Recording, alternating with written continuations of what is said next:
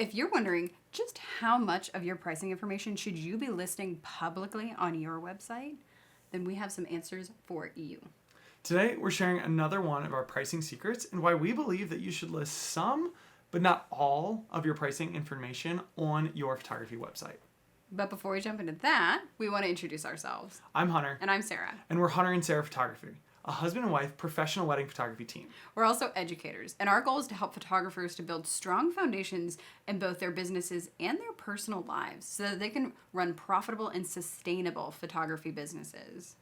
So for starters, let's talk about all the reasons why we believe you should include at least some of your pricing on your website. And if you've ever shopped on Amazon or really anywhere online, you probably expect to see the pricing for what it is that you're looking at. Yeah, but like occasionally you'll come across an item and you look for the pricing and it says add to cart to see pricing, and that's just disorienting and confusing. So, or like if you've ever been inside a store that doesn't list any pricing and you immediately feel uncomfortable because you're like, I can't afford anything in here. As consumers of anything, whether it's like laundry detergent or a pair of leggings or family portrait photography, we honestly kind of want to have at least some idea of the value of what we're looking at. And that goes double for wedding photography, where most of your clients are going to have a fairly strict and well-established budget, and at the same time are going to never done this before and have no idea what things may or should cost. Yeah. So if your clients have, say, a $1,500 budget on like portrait photography for their wedding, but they go to your website and there's literally no pricing listed anywhere on your website, sure, a percentage might still reach out. They might still, shoot you that email to see what your pricing is.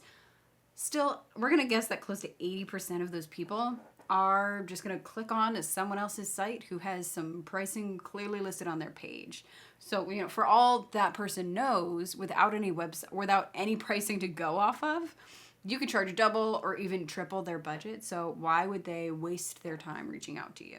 And this is especially true for portrait photographers who are just getting started and are therefore maybe on the lower end of the as far as what they charge, right? Because at that sort of beginner level, most people are really just looking for someone within their budget whose photo they like, and they don't want to spend a ton of time. They don't want to waste time reaching out to lots of people just to find out pricing. They're just trying to do some quick research and find a handful of photographers that they can afford and just reach out to them to basically find out when they're available. Yeah. So for all of those reasons, we think that not having any pricing listed on your website is actually just a mistake.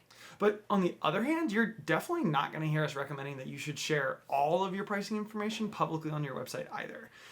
If you saw our video last week, which was all about travel fees, you know that we're big fans of customizing travel fees for both portrait and wedding photography. Yeah. And if you missed that video, it is definitely a good one, so you should go check it out. Go check it out. But the main assumption behind the way that we price our travel fees is that we don't want to commit to, any given pricing structure without first having all of the details. So we called this our intuitive pricing method because we think mostly about what feels good and what makes sense for us instead of trying to find like a one price fits all approach to pricing. And speaking of things you may have missed, did you know that this past Tuesday, Sarah and I hosted a workshop called Pricing for Portrait and Wedding Photographers, How to Know What to Charge to Get Booked. Now, if this sounds like the kind of workshop that may have been helpful to you, don't worry if you missed it, because the replay for the entire workshop and all of our pricing secrets is available for purchase at the link in the description of this video. Yeah. After all, knowing whether or not to list your prices on your website is not going to help you if you're charging way below or just like way above what you are worth as a photographer. But figuring out what exactly you should be charging as a wedding or portrait photographer for your services can feel overwhelming and just straight up confusing. So in this 2-hour workshop, we basically broke down everything so that our students know exactly how much to charge for their products and services, how to structure those offerings, and that goes for photographers no matter where they live or what level of experience they have. Yeah, and one of the things that we did cover in great detail, getting back to the topic of this video, in that workshop, was that intuitive pricing method that I just mentioned. Although that definitely applies to travel fees in a lot of ways, that same principle still applies to your overall wedding and portrait pricing, just in a slightly different way. So we're not saying that every single time we get an inquiry, we just make up pricing on the spot. We do have standard and sort of structured pricing, but we also have more than one option. because if for any given date, right? Because if two wedding leads reach out to us and one is on, let's say they're identical otherwise, but one is in the dead of winter and the other one is in the middle of a really busy fall season, we might want to price those a little bit differently. Or if, for example, one is on a Wednesday, we might price that differently than a Saturday wedding. Or if one wedding is, basically would be the only thing we're doing that entire month versus the other one would be the second or the third wedding in a weekend where we already have one or two other weddings booked. Again, we're going to price that differently because we really price our wedding photography services based on a lot of different factors. But the problem is, if you list all of your pricing information publicly on your website, you have no room for flexibility. If you give every single detail on every single one of your packages and all of your offerings on your website, and someone reaches out to you for something that you would like to adjust the price on, those clients are obviously going to come back to you and be confused and maybe even upset because they already saw the full pricing on your website, but you sent them something that you would actually want to charge them. So our solution is basically the best of both worlds. We strongly believe that for both portrait and wedding photographers, you should list a starting price on your website, but not your full pricing information and not nothing, right? This gives people who are just doing that initial research a rough idea of what you charge and also allows people to self-qualify. And if you've never heard that term before, to qualify a lead basically just means to rule out potential clients who actually can't afford you and your services. So self-qualifying leads means that client who can't actually afford you and your services will rule themselves out before even sending you an email. So instead of you guys going back and forth and sending a bunch of emails only to eventually realize that you have just been wasting each other's time because they can't afford you, that lead can self-qualify themselves to not reach out to you.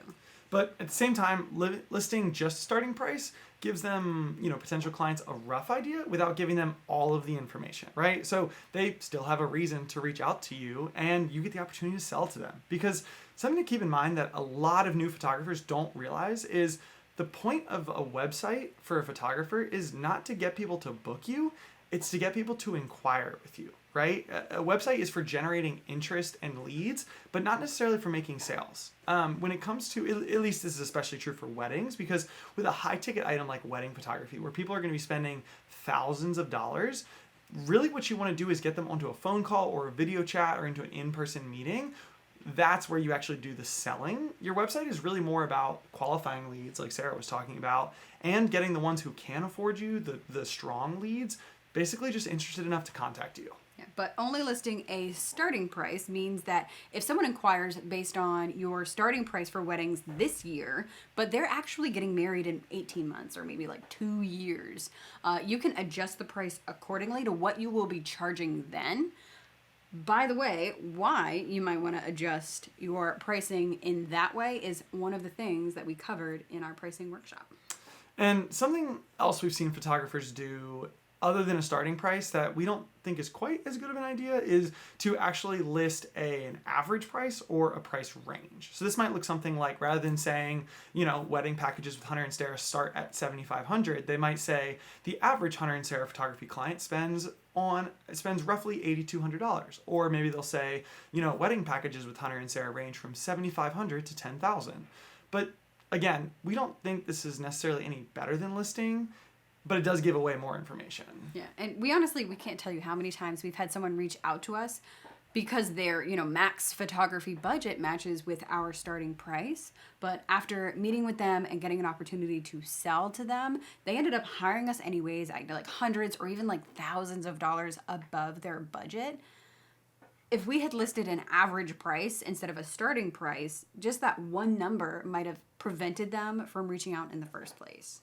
Because that if someone says their budget is $1,500, they might end up at $2,000. But if they see average price $2,000 on their website, they might be scared away, thinking, "Oh, they're too expensive for me." But if they see starting price $1,500, they're like, "Oh, perfect, that works."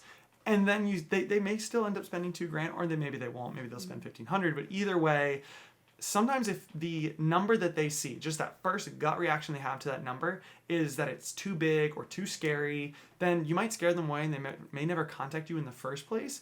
even if it's a relatively small difference. And that's why we think listing an average price, which is obviously going to be higher than your starting price, or listing a price range where they're seeing your starting price but also your max price, you could end up scaring them away.